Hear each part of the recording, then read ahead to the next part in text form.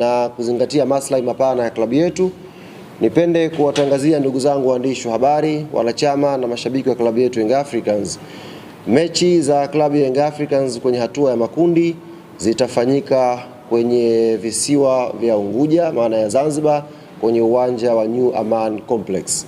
Kwa hiyo mechi zote tatu za nyumbani za klabu yetu Young Africans zitapigwa Zanzibar kwenye uwanja wa New Aman Complex. Baada ya hapo tukisha qualify kwenda mbele, kama kuna taratibu mwingine tutarudi kuwatangazia, lakini ni rasmi sasa niwatangazie ndugu zangu waandishi wa habari, mechi za makundi za klabu yetu ya Young Africans zitafanyika New Aman Complex, na ndio uwanja wa nyumbani wa klabu ya Yanga kwenye hatua ya makundi.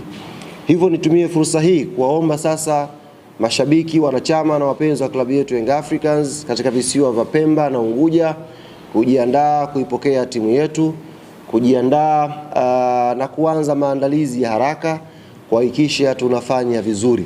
Kama Young African Sports Club tunaamini kwenye umoja wetu, tunaamini kwenye maandalizi yetu, tunaamini kwenye technical bench yetu, tunaamini pia kwa players wetu, na mwisho tunaamini kwenye support kubwa ya mashabiki na wanachama wa klabu yetu.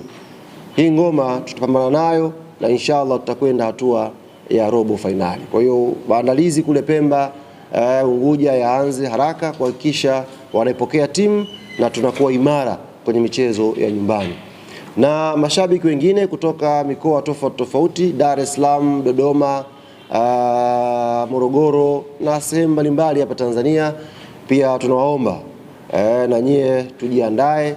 Mechi itafanyika, mechi ya kwanza ni tarehe 22 kwa mujibu wa ratiba ambayo iko mpaka sasa hivi, ni siku ya Jumamosi, na itapigwa mechi hii majira ya saa 10 kamili jioni.